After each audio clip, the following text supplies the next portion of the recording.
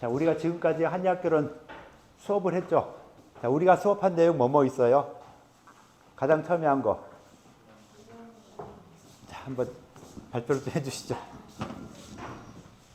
맨 처음에 음양론에 대해서 다루었고요.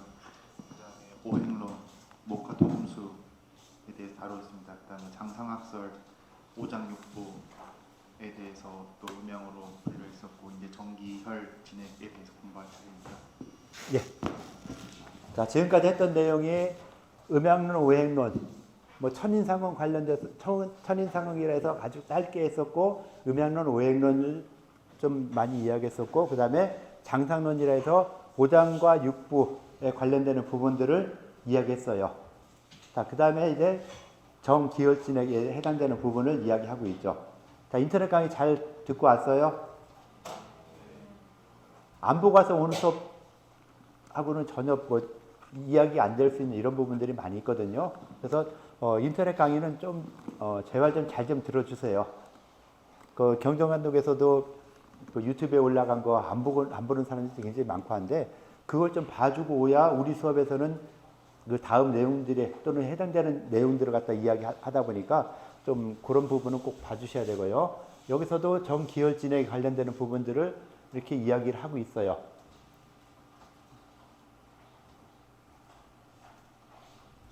학습 목표라해서 정, 혈, 진액, 기, 혈, 진액이 각각 개념에 대해서 이야기한다. 뭐 학습 목표가 별거 아니죠. 뭐 생리기능 이야기한다.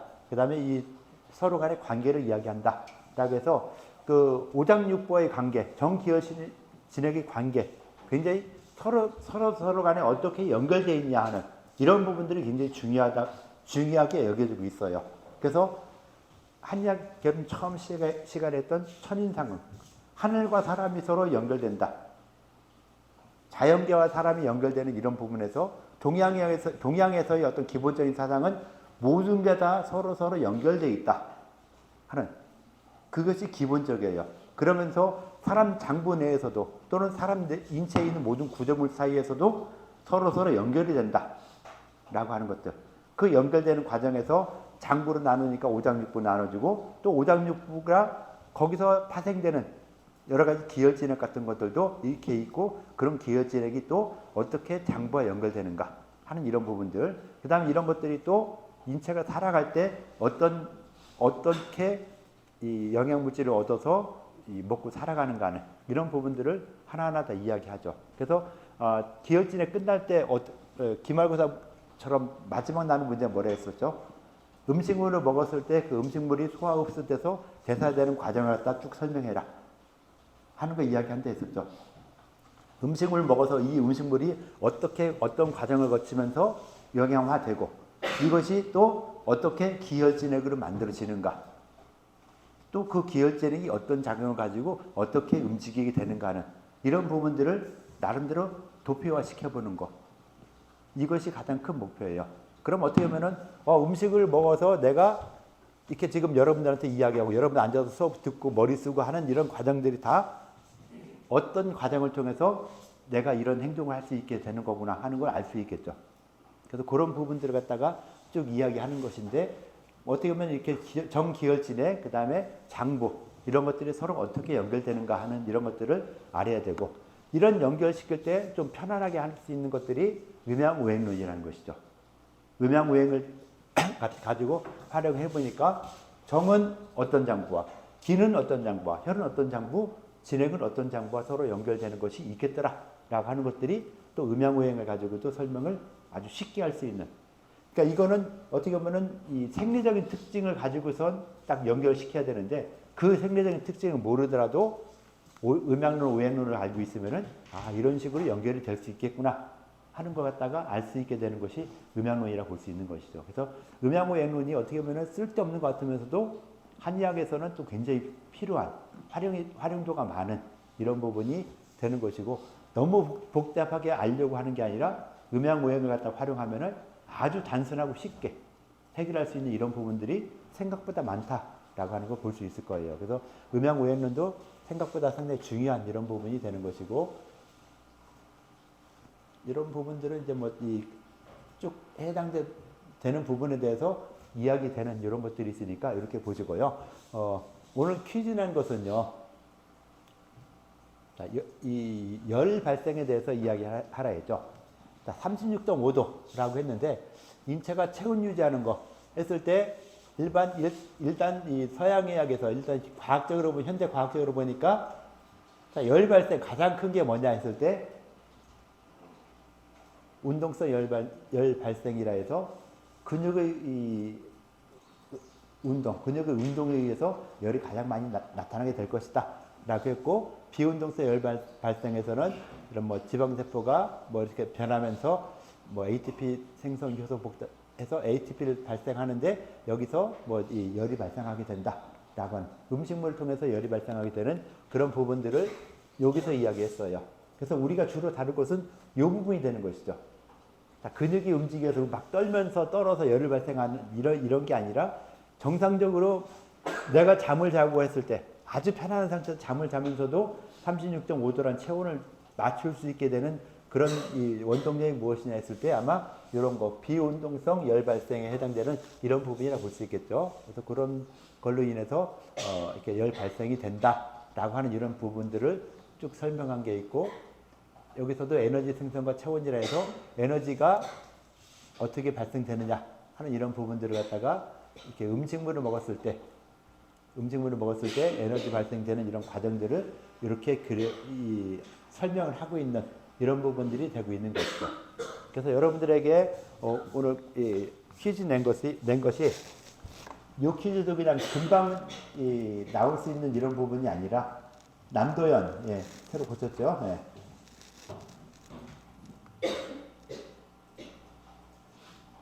이렇게 해서 쭉 이야기를 하고 있는 이런 부분이 되죠. 자, 이 부분은 뭐 저걸 서로 좀 이야기할 필요가 있을까요? 그냥 안 하고 바로 발표를 하도록 할까요? 그냥 뭐 자신이 쓴 거 있으니까 그 부분 서로 다른 사람들 거 봐가면서 좀 이야기를 좀 해주시죠. 자, 여기서 인체가 36.5도의 체온을 유지하게 되는 기전, 일단 전체적으로 그 체온을 갖다 조절하게 되는 기전을 갖다가 누가 한번 설명을 좀 해주실까요?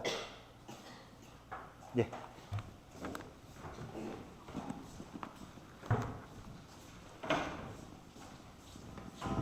마이크는 가까이 대고 해주세요. 네, 근데 정확하게 제가 아는 게 아니라 교수님 참고 자료를 통해서 살펴봤는데, 일단 체온이 유지되려면 열 에너지가 계속 우리 몸에서 있어야 되는데 이런 열 에너지를 계속 유지되려면은 일단 우리 몸이 음식물을 통해서 에너지를 공급받는데 이 에너지에서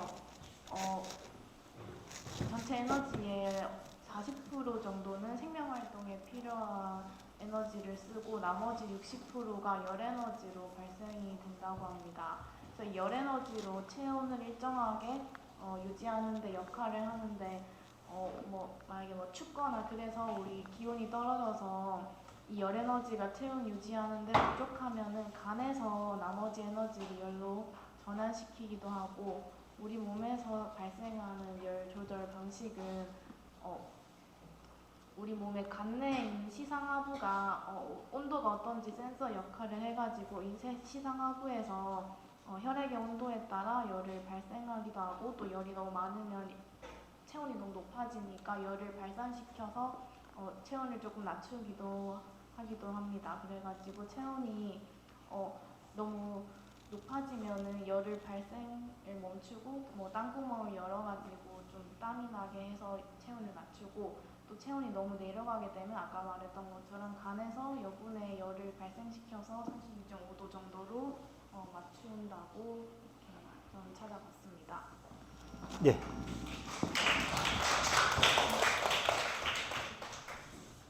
자, 좀 아주 자세하게 이야기를 했는데 좀 더 간단하게 이야기해 볼 사람 없을까요? 굉장히 잘해줬는데 좀 쉽게 더 설명해 볼 사람. 간단하게 하고 싶어요? 어디요? 예.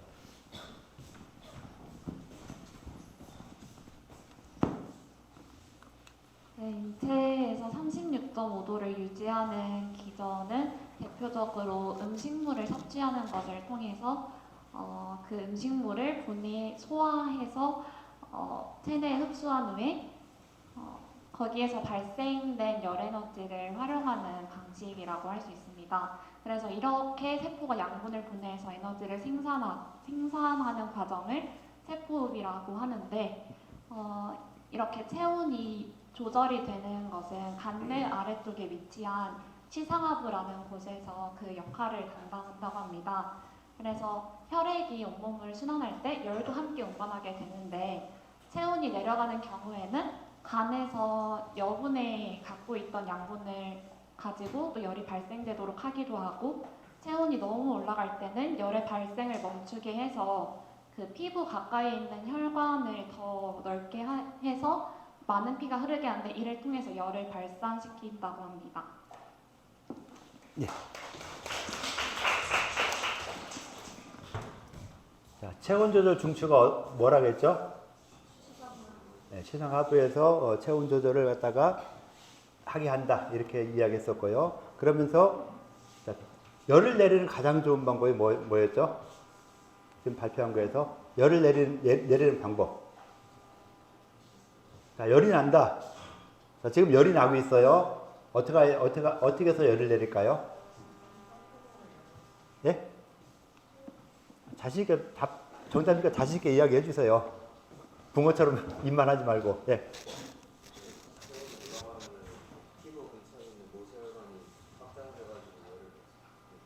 모세혈관이 확장해서 열을 발산한다. 좀 더 쉬운 방법. 정답이지만은, 예.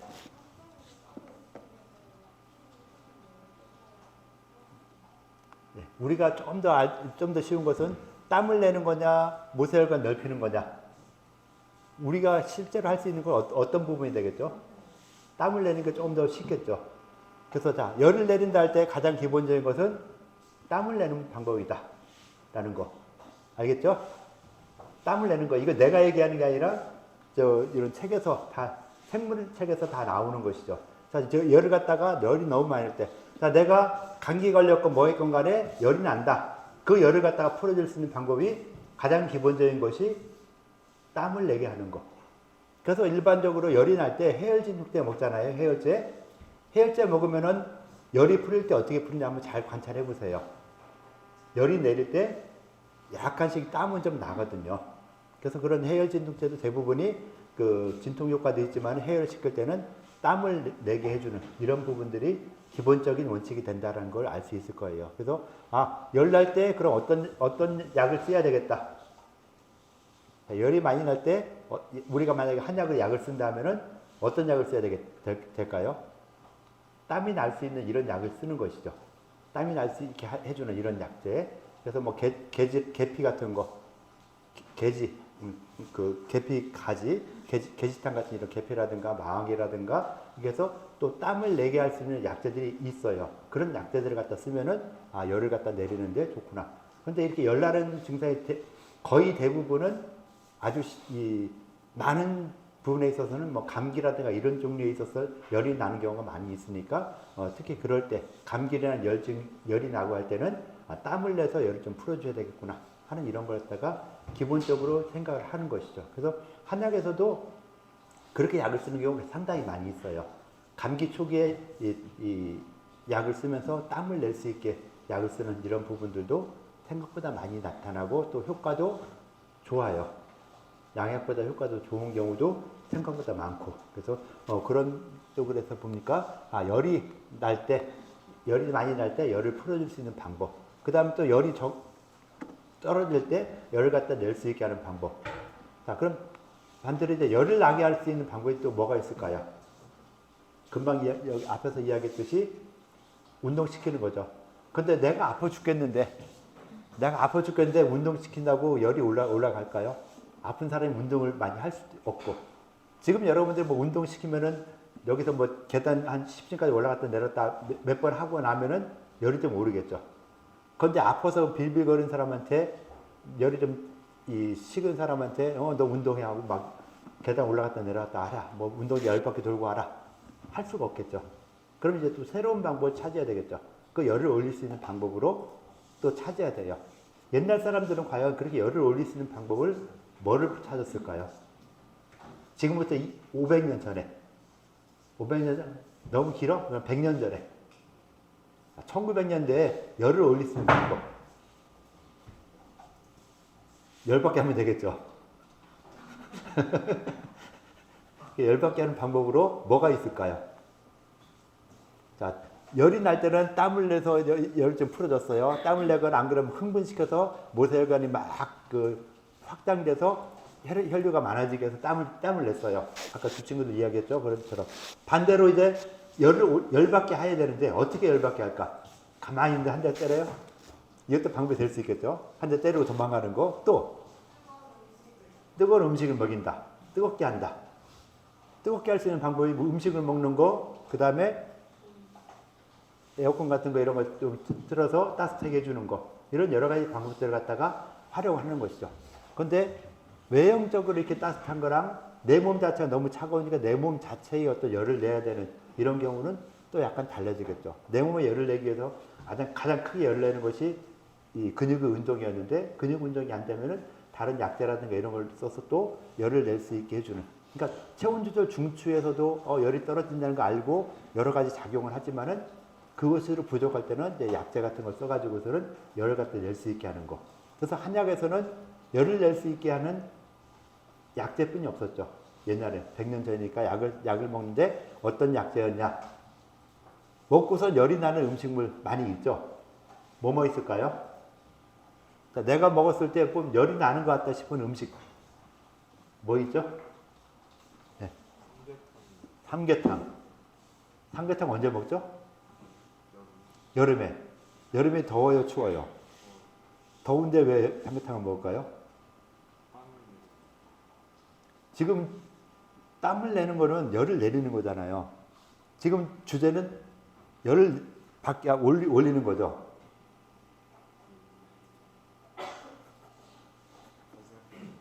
그죠? 열을 받게 하는 거였잖아요. 열을 받게 할 수 있는 방법으로 이 몸을 뜨겁게 만드는 걸 먹는다. 그 예로 삼계탕을 들었는데 삼계탕은 솔직히 우리나라 사람들은요. 삼계탕 여름에 먹어요? 겨울에 먹어요?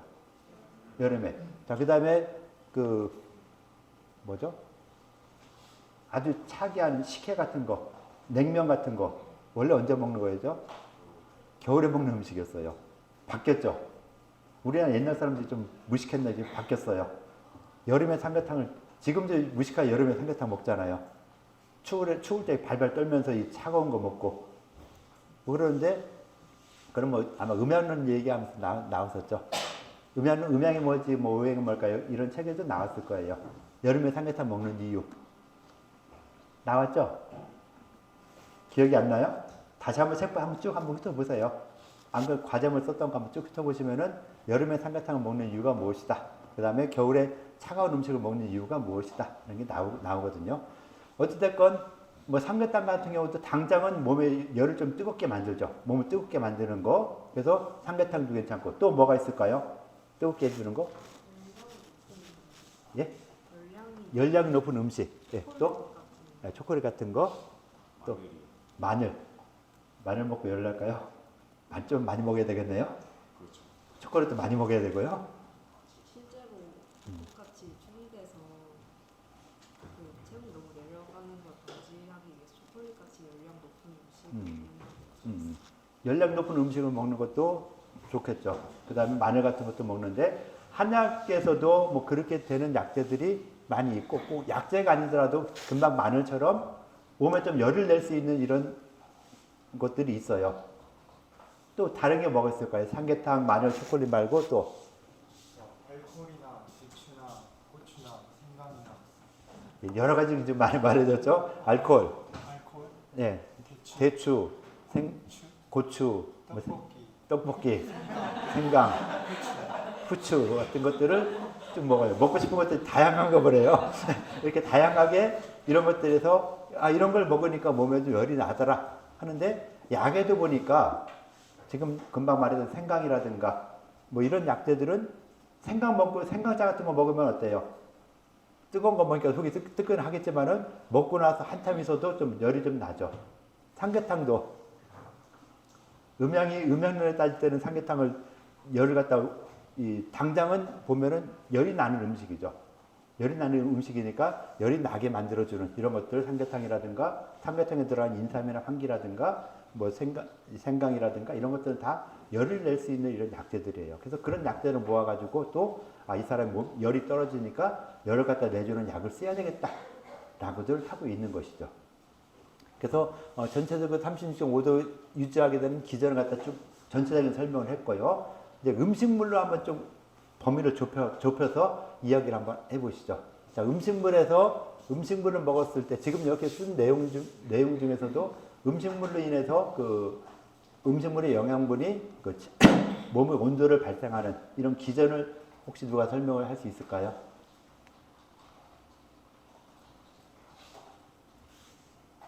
뭐 키보드 두드릴 필요 없이. 자, 음식물의 영양분이 어떻게 체온을 올리나 하는 거.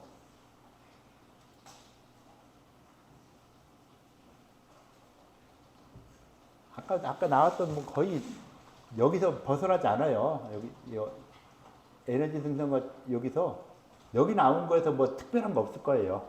거의 그냥 여기 나온 정도에서 설명을 해주면은 거의 끝난다고 볼 수 있겠죠. 어찌됐건 뭐 연소와 호흡 같은 이런 걸 통해서 에너지가 이 영양물질 바뀌었고 영양물질이 타면서 연소되면서 새로운 걸 열량이 발생을 하게 되죠. 그래서 뭐 ATP가 ADP로 바뀌면서 뭐 얼마의 열량이 생겨난다는 이런 부분들. 그 ATP, ADP에 바뀌는 것은 뭐 아까 갈색지방이라는 뭐니 이런 것들에 의해서 그 ATP, ADP가 교환되면서 열량과 이런 에너지원이 만들어진다라고 하는 것처럼 이런 에너지원들에 의해 에너지가 나오면서 열량도 같이 나오고 그런 열들이 계속 축적되면서 인체의 온도를 갖다가 유지하는 어떤 일부분이 되겠다. 그러면서 가만히 안 있고 항상 움직이고 하다 보니까 거기서 또 자체적으로 생겨난 열도 있을 것이고 하는 이런 부분들에 의해서 인체가 나름대로 36.5도의 열을 갖다가 유지하고 있다라고 하는 것이죠. 그래서 그럼 36.5도의 열을 갖다가 유지하기 위해서는 음식물 안 먹으면 안 되겠죠. 항상 먹어야 되고 또 몸도 가만히 있는 것보다는 항상 움직여주는 것이 36.5도라는 체온을 갖다가 맞춰주는데 도움이 되겠죠. 그래서 그런 체온도 36.5도라는 체온을 맞춰주기 위한 그런 기본들이 이렇게 되고 있다라는 걸 볼 수 있겠죠.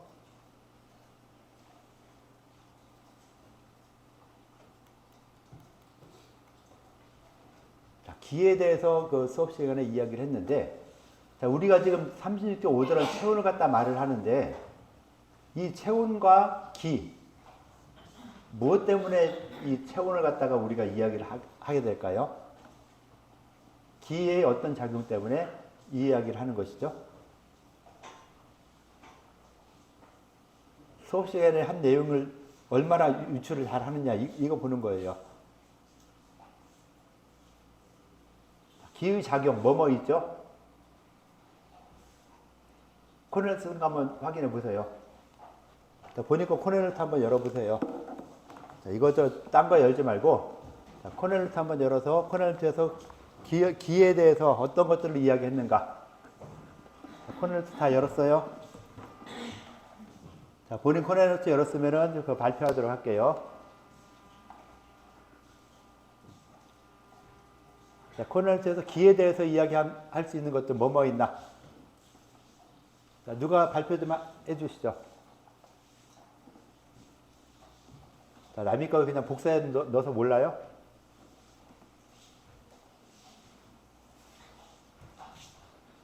자, 누가 좀 이야기해 주세요. 살려줘요. 코넬루트 기혈진에게 기에 대한 부분 이야기했죠? 뭐에 대해서 이야기했어요?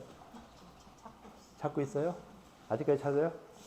뭐 냈어요? 9주차 아닌가? 10주차인가? 정에 대해서 이야기했어요? 됐어요? 그러면 정만 놔두고 정에 대해서 먼저 이야기했으면은 순서를 바꿨나? 하여튼 네, 일단은 뭐 이 기에서 볼 때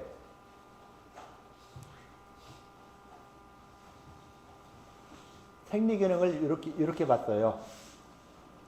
추동, 온후, 방어, 고섭, 기화 라고 기작용을 이렇게 봤거든요. 이렇게 여러 가지 기작용들이 이런 것이 있다 했을 때 여기서 체온과 관련되는 부분을 따지면은 요거겠죠. 요거. 그죠? 뭐 이렇게 뭐 추동은 알겠죠. 온자는 알 거고 이거 모르고 방 요건 뭐겠어요? 방 다음에 뭐고 그다음에 기화라고 하는 이런 부분으로 보일 수 있겠죠. 그래서 여기서 체온과 관련된다면은 온자에 있는 거 요거겠죠. 요 기능이 아마 그 체온 유지, 장구적 진액을 따뜻하게 만들어 준다라는 이런 작용이기 때문에 여기서도 체온이란 이야기를 한번 꺼내 본 것이다 라고 볼 수 있겠죠. 그래서 기의 작용, 어떻게 됐든 간에 한의학에서 말하는 이 기라는 것이 인체의 체온을 유지시켜 주는 데 있어서 굉장히 중요한 역할을 하는 것이다 라고 말할 수 있는 이런 부분이 되죠. 그래서 기의 생리 기능에서 추동, 온후, 방어, 고섭, 기화라는 이 5가지를 나누어서 기에 대한 설명을 할 수 있는 이런 부분이 되죠. 그래서 기에 대한 설명을 하기 위해서 이 체온이란 용어랑 같이 이야기를 쭉 해보는 한 거였어요. 그래서 인체의 체온 36.5도라는 걸 갖다가 유지하기 위해서 한의학에서 말할 때 기혈진액 중에서 기에 해당된다. 기의 작용과 인체의 체온을 갖다가 유지시켜 주는데 연관이 있을 것이다 라고 이야기를 하고 있죠. 좀 더 구체적으로 하면은 기도 별로 해당이 안 돼요. 그래서 인체가 그 36.5도의 체온을 유지하고 항상 움직일 수 있게 만들어주는 이런 역할을 하는 것이 무엇이냐 했을 때 또 뜬금없이 상화라는 용어를 써요. 상화. 화라는 용어를 쓰는 것이죠. 자, 인체에서 화라는 것. 화가 있다 보니까 이 화가 정상적인 화냐 비정상적인 화냐. 화는 불화자 그대로 써요. 자, 불이 있는데 이 불이 정상적인 불이다 하면은 무엇을 생각할 수 있을까요? 인체에서 정상적인 불. 목화토분수 중에서 정상적인 화에 해당되는 기운들. 무엇이 있을까요? 인체에서 화에 해당되는 정상적인 것이 무엇이 있을까? 뭐가 있을까요? 화. 정상적인 화. 뭐가 될까요? 생각해봐요. 네? 생각해봐요. 얘가 아니라 생각을 해야죠. 화라는 것이 있는데 인체에서 그 열을 낼 수 있는 거, 정상적으로 열을 내는 이런 화가 과연 무엇일까? 굉장히 어렵죠. 그래서 한번 생각해서 이야기 될 수 있는 것들을 한번 이야기하시면 돼요. 어차피 여러분들 정답을 원하는 거 아니니까. 또 지금 처음 듣는 소리잖아요. 그죠? 처음 듣는 얘기니까 정답은 말할 수 없어요. 그래도 한번 유추해 볼 수 있겠죠. 이런 것 같다, 저런 것 같다. 한의학이란 것이 뭐 옛날부터 전해져 내려오는 건데 옛날 사람들은 그걸 어떻게 알았을까? 지금 이런 과정을 거치면서 아는 거겠죠. 이런 것이 있는데 이게 과연 무엇일까? 지금은 전혀 모르는데 다음 시간에 또 이런 얘기 또 하고 하다 보면은 화라는 것, 인체에서 이 정상적으로 화가 될 만한 것이 무엇이 있을 것이다. 이런 것이 어느 정도 유추가 되고 이야기가 나오고 하겠죠. 그런 과정을 거쳐서 한이야기하는 것도 만들어졌을 것이다 라고 생각할 수 있는 것이고요. 그래서 아무 생각 없으면 안 되고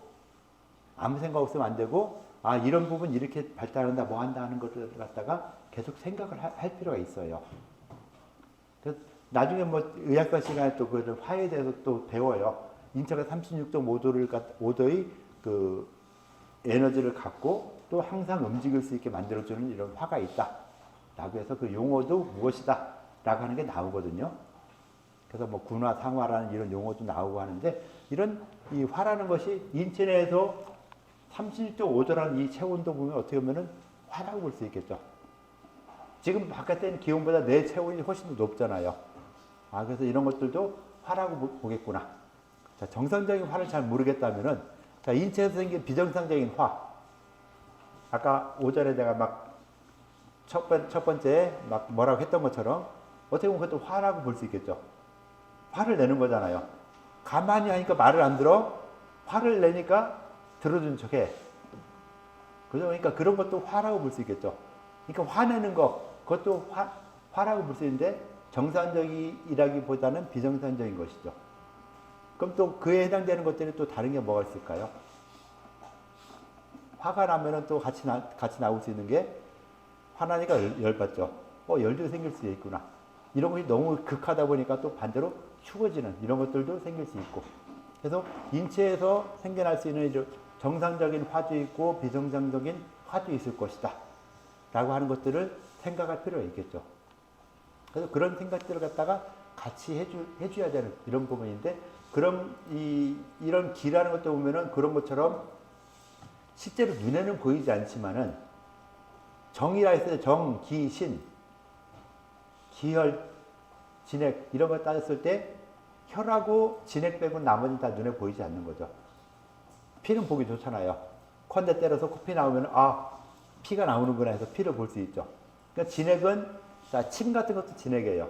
인체 내에 있는 모든 액체 성분들 그걸 다 진액이니까 눈물, 콧물 다 나오는 거 이것도 다 진액이다라고 해서 혈과 진액은 딱 보이는데 기가 보이냐 정이 보이냐 하면은 전혀 안 보이죠. 그러니까 전혀 안 보이는 이런 것들을 갖다가 우리가 이야기를 해야 되는데, 그래서 정, 기, 혈, 진액 같은 이런 거 이야기하면서 눈에 보이지 않는 것들을 이야기하면서도 그래도 기라는 것도 보면은 눈에는 보이지 않는데 작용은 하더라. 그냥 현대 사회에서 요즘 우리가 볼 수 있는 기가 들어가는데 눈에 보이지 않는 거 뭐가 있을까요? 기란 용어가 들어가면서 눈에 보이지 않는 것들 단어 시험이죠. 그런 단어가 뭐가 있을까요? 예? 예? 공기. 맞아요? 틀려요? 공기. 맞는 것 같아요? 틀린 것 같아요? 맞는 것 같아요? 그럼 공기 말고 또 뭐가 있을까요? 에너지. 한자와 한글과 영어로 나왔고, 자, 공기, 에너지 또 다른 게 뭐가 있을까요? 예? 어디요? 예. 사기? 한약적 용어의 사기? 그렇죠. 좀 어려운 용어를 쓰면 일반 사람들은 모르는 소리죠. 자, 일반적인 사람들이 알 수 있는 용어를 한번 해보면은 사기도 맞아요. 자, 눈에는 보이지 않지만은 뭐라고 이렇게 표현될 수 있는 것들, 공기, 에너지, 사기 같은 것들이 다 포함이 되겠죠. 이런 것들이 다들 어떻게 보면은 눈에는 실제로 보이지 않아요. 공기 같은 거 눈에 안 보이잖아요. 그러면서도 공기 있어 없어 하면은 뭐라고 해야 돼요? 공기 없어, 에너지 없어 하면은 아무것도 안 되겠죠. 다 꼭 필요한 것들, 이런 것들이 다 있으니까, 이런 것들은 다 눈에는 보이지 않지만은 실제하는 이런 것들이다. 그러니까 우리가 옛날 사람들이 말했던 기혈진액이라는 이런 용어들도 보면은 지금 꼭 필요 없는 용어가 아니라 다 필요했었던 이런 용어구나. 우리가 직접 보고 만지고 느끼지 못하지만은 느낀다는 빼고 보고 만지지 못하지만은 그래도 다 있는 것들이 이런 기혈진액 같은 이런 용어들도 다 우리가 알고 있는 이런 용어일 것이다 라고 하는 것들을 생각할 수 있겠죠. 그래서 그런 부분들까지도 같이 이야기해서 기혈진액에 대한 부분들을 쭉 이야기하고, 우리나라 의학에서는 그러니까 중국 의학과 약간 다른 점 중에 하나가 정, 기, 신이라고 하는 세 가지를 갖다 더 중시 여겼어요. 중국에서는 그냥 정이란 용어는 정은 일반적으로 정이란 걸 표현할 때 정과 관련된 용어가 뭐가 있을까요? 정과 관련된 용어? 한약적인 용어도 괜찮고, 정이라고 했을 때 생각나는 단어 뭐가 생각나요? 정, 실정. 근데 그 한자가 다르다 그거는. 실정 좋았는데 한자가 약간 달라요. 또 다른 정자가 뭐가 있죠? 정하면 생각나는 그냥 일상적인 용어에서 네? 정이 있다. 초코파이 정. 그런데 그 정자도 실정자의 정자예요. 아쉽게도. 또 다른 정자. 정하면 생각나는 거. 네. 정교하다. 그때 정자랑 지금 말하는 정자랑 같은 거예요. 정밀하다 하는 거. 정교하다. 또 또 뭐가 있을까요? 정중하다. 정중하다. 그때 정자는 어떤 정자 모르겠네. 하여튼 뭐 정중하다의 정자도 있을 것이고. 자, 그럼 좀 야하게 갈게요.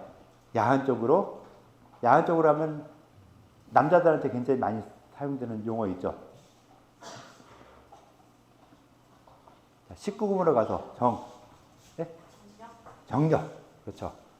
정력할 때 이 정자도 이렇게 같이 쓰고 있죠. 그래서 정력할 때 보면은 이 생식 능력이랑 이거랑 같이 연결시켜서 이야기를 주로 하죠. 그래서 사람에서 이 정력이 좋다 뭐하다 하는데 정력이란 이런 용어를 썼을 때 활용할 수 있는 것이 정자 같은 이런 것들이 되겠죠. 이런 정자 같은 것들은 이야기할 때 여기서 이 정의에 해당되는 이런 부분도 같이 포함이 되고 있어요. 정자 같은 것도. 그런데 하여튼 인체에 있는 모든 에너지가 되는, 엑기스가 되는 이런 부분들을 다 뽑아 모아서 저장되는 것이 정이다 그랬죠. 자, 그럼 이 정은 어디에 저장되느냐? 5장과 6부에 이야기할 때 5장의 기능과 6부의 기능이 약간씩 달랐죠. 다른 점이 뭐죠? 5장과 6부의 기능이 다른 점? 자, 음식물이 똑같이 들어와서 소화 흡수를 거치면서 나가는 과정에서 5장과 6부가 작용을 해요. 그죠? 5장과 6부가 작용하는데 그럼 5장의 기능과 6부의 기능이 약간씩 다르다 했죠. 5장의 기능과 6부의 기능에서 아주 크게 다른 점. 5장의 기능 뭐 있죠? 5장 기능? 네? 저장을 하는 것이죠. 자, 정 같은 거 갖다가 음식물에 나왔던 이 필요한 영양 물질을 들어갔다가 저장하는 것. 그게 어디예요? 5장의 6부예요.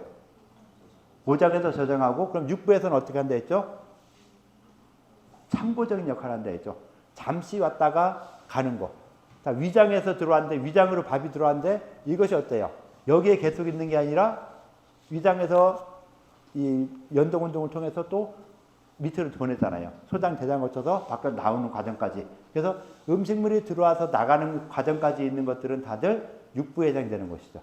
그래서 6부와 5장이 그런 식으로 약간씩 나눠져 있다 했을 때 그 영양 물질을 갖다 저장하는 정을 저장하는 것이 5장이죠. 그래서 5장에서 저장하는 것이 정이에요. 그러면 간장에서 저장하는 정은 간정, 심장에서 저장하는 건 심정. 뭐 이렇게 이야기할 수 있겠죠. 심장에서 저장할 수 있는 정은 금방 말했던 정력이라 말했던 이런 정들. 어떤 그러니까 모든 정을 총괄하는 것이 신장이라고 생각을 했어요. 그래서 신장에서 이런 이 간정, 심정, 비정 뭐 이런 것도 다 포함되지만은 특히 신장에서의 모든 정을 갖다 관장하는 것은 신장이다. 그래서 신장, 키드니에서 정을 갖다 저장하고 그러다 보니까 신장 기능이 좋으냐 나쁘냐에 따라서 정력이 좋다 나쁘다라고 표현할 수 있는 이런 부분들까지 가는 것이죠. 그래서 그런 이 정과 관련되는 부분들을 이렇게 이야기를 하고 있다라고 봐주면 돼요.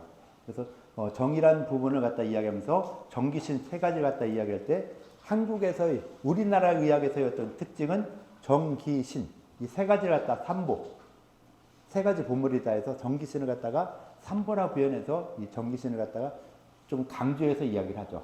중국에서는 그냥 정은 좀 나중에 마지막 쪽으로 가서 또는 이 신장과 연결시켜서 정을 갖다 이야기하는데 우리나라 의학에서는 이 정기신을 갖다가 강조를 해요. 그렇게 강조한 대표적인 책이 무엇이냐 했을 때 여러분들이 알고 있는 우리나라의 의학 서적 뭐뭐 있죠? 동의보감 또 하나 동의보감 말고 또 하나 생각나는 것도 있어야 되죠. 1900년대에 만들었어요. 상한론은 중국 사람이 만들었죠. 그것도 2000년 전에. 자, 우리나라에서 만들어진 책 뭐뭐 있죠? 국사 시간 안 배웠어요? 여러분 국사 시험 봤잖아요. 수능 봤죠? 다 1등급 받았는데 지금 수능 1등급 국사 역사 실력이 지금 동의보감뿐이 안 나와요? 힌트. 이시가 되었어요. 이시. 옛날 예? 어떤 거요? 사상의학. 자, 사상의학인데 그 책 이름. 책 이름 모르고 사상의학. 예. 누가 되었죠? 이재만. 네, 이재만 선생의 동의추세권. 몇 년도? 책 나온 게 몇 년? 아까 내가 얘기했잖아요. 1900년. 얼마 안 됐죠? 1900년에 그 책이 나왔어요. 그래서 우리 사상의학은 어떻게 보면은 100년뿐이 안 되는 아주 그냥 하찮은 의학이죠. 조그마한 의학이죠. 그런데 우리나라 사람들은 굉장히 잘 사용하고 있어요. 쓰는 사람은 굉장히 잘 쓰고 아닌 사람도 아니고 하는데 동의보감이나 동의추세본처럼 우리나라 사람들이 만든 책인데 동의보감이라는 책에 보면은 동의보감에서는 그 책을 편찬하면서 옛날 사람들은 책 편찬할 때 중요한 걸 가장 앞으로 세웠어요. 요즘은 안 그러죠. 가장 중요한 걸 책 뒤로 빼죠. 그런데 옛날에는 대부분 사람들이 책을 쓸 때 중요한 걸 앞에다 먼저 썼어요. 왜? 집중도 좋을 때 중요한 거 많이 봐라. 뭐 그런 의도겠죠. 그래서 동의보감의 목차에서 보면은 순서에서 보면은 신형편이 있는데 몸 전체를 갖다 쭉 설명하고 그러니까 몸 전체 설명한 다음에 정기신, 혈몽, 성음 뭐 이런 식으로 나가면서 가장 중요하게 여겼던 정기신을 갖다가 가장 앞에다가 배속을 시켜놨죠. 신형편인데 신형에서 신형, 정기신, 혈몽, 성음 뭐 이런 식으로 나가다 보니까 동의보감에서도 정기신을 갖다 굉장히 중요시 여겼다라고 하는 거. 그래서 동의보감에서 그렇게 했기 때문에 우리나라 의학은 이제 그 정기신을 삼보로 세 가지 보배로서 그 이야기하는 이런 의학이다. 중국 의학과의 차별점을 보면은 정기신이라는 이 세 가지를 더 강조했다라고 이야기를 하는데 그 근거가 무엇이냐 했을 때 동의보감이라는 책에서 보면은 순서가 이렇다라고 하는 걸로서 근거를 삼는 것이죠. 그래서 정기신을 갖다가 이야기하면서 이 정기신 세 가지 관계를 또 많이 논란이 되기도 해요. 많은 이야기 되기도 하는데 여기서 일단 이렇게 정기신에 관련되는 부분들을 쭉 이야기했다라고 볼 수 있어요. 자, 오늘 수업에서는 그냥 막 두서없이 이것저것 이야기하고 특히 그 기의 작용을 이야기하면서 열을 갖다 내주는 따뜻하게 만들어주는 이런 기능도 있다. 이런 기능이 인체의 36.5도를 만들어주는 그런 이 역할도 한다. 그리고 실제로 그거 말고도 서양에서 보면 음식물이 열을 만드는데 아주 크게 기여하지 못하죠. 그런 것처럼 한의학에서도 이런 기도 그렇게 따뜻하게 해주는 작용이 있지만은 좀 더 이 체온을 갖다 만들어 주는 데 있어서는 화란 용을 써서 군화, 상화라는 이런 용을 써서 이런 화가 이 인체의 36.5도라는 체온을 만들어 주는 역할을 한다라고 했어요. 근데 이렇게 36.5도의 체온을 만들어 주는 기본이 되는 것들은 다들 우리가 먹은 음식물이 있어서 영향이 있고 근육이 움직이려도 어떻게 움직여야 돼요? 음식물이 없으면 근육이 못 움직이죠. 그래서 열 발생하는데도 가장 근본이 되는 것이 음식물이다. 그래서 음식물이 어떻게 소화 흡수되는 하는 걸 갖다가 서양의학적으로 좀 어느 정도 알아두시고 그 다음에 한의학에서 봤을 때 음식물이 어떤 장부를 거쳐서 기혈진흙을 변하게 되는가 하는 이걸 알아야 돼요. 그래서 기 기능들이 이렇게 있었고 그 다음에 기 종류가 딱 운동이 나오고 기 종류가 나오죠. 이렇게 원기, 종기, 영기, 위기, 정기, 사기, 타기 뭐 이런 기 종류들이 나오거든요. 그래서 이런 것들이 각각 어떻게 만들어져서 어떤 작용을 하게 되는가 하는 이런 부분들은 계속 알고 있어야 돼요. 그래서 그런 부분들에 대한 기본적인 설명들을 쭉 하니까 인강 안 들으면 도저히 모르겠죠. 그러니까 인강 듣거나 내게 싫으면 저거 보라 했죠. 뭐였죠? 평인한약 유튜브에서 보면 평인한약 보면은 그거는 교재를 가지고 직접적으로 설명을 한 거기 때문에 그걸 보시면 훨씬 더 좋을 수 있어요. 교재는 하나하나 그러니까 편입 시험을 보기 위해서 그 시험 대비하는 이런 그 목적으로 만들었기 때문에 일반적인 사람들이 수업할 때 보면은 자기가 하고 싶은 말을 많이 하거든요. 어떻게 보면 나도 내가 하고 싶은 말을 주로 하고 있죠. 교재랑은 어떻게 보면 약간 동떨어지게 내가 하고 싶은 말을 하는데 평인한약에서는 그 교재를 위주로서 쭉 나가고 있으니까 그걸 한번 보시면은 그 각각에 대한 설명들을 정확하게 알 수 있어요. 그래서 그런 것들을 참고해서 한번 쭉 보시고 다시 한번 이야기하지만 인강 꼭 듣고 오셔야 돼요. 그래서 기혈진액 관련되는 부분들 다음에 아마 정기 뭐 혈진액 이런 부분 빨리 지나가면서 앞으로 마지막에 해야 될 부분 뭐라 했냐면은 음식물이 들어와서 어떤 장부에 의해서 변화가 되고 그 변화되어 나타난 기운들 또는 혈, 진액 같은 것이 어떻게 만들어지고 어떻게 작용하는가 하는 이런 거를 도표화해서 만들어내는 거. 종이 주고선 그 종이에다가 뭐 음식물 들어와서 어떤 장비에서 어떻게 변하고 어떻게 한다는 이걸 갖다 만드는 게 어떻게 보면 최종 목표이다라고 볼 수 있는 것이죠. 그래서 음식물이 어떻게 대사되고 어떻게 작동해서 나가게 되는가 하는 이런 부분들까지 알아두면은 나중에 생략 이 수업에서도 생략에서는 거기다 이제 좀 더 구체적인 내용들을 더 이야기하는 것이죠. 한의학 개론서는 전반적으로 쭉 크게 이야기하는 것이고 생략에 들어가서는 구체적으로 하나하나 더 이야기를 하게 되는 이런 부분이라서 좀 더 구체적으로 정확하게 이야기할 수 있을 것이다 라고 볼 수 있을 것 같아요. 뭐 이렇게 좀 급하게 여기저기 이야기했는데 뭐 혹시 질문사항이 있어요? 예, 없으면은 그 팀 프로젝트 하는 거 그거 좀 잘 준비해서 다음 주까지 제출하는 것이죠. 제출 다음 주까지죠. 예, 그래서 다음 주까지 제출 좀 해주도록 하시죠. 자, 수업 여기까지 할게요. 수고들 했어요.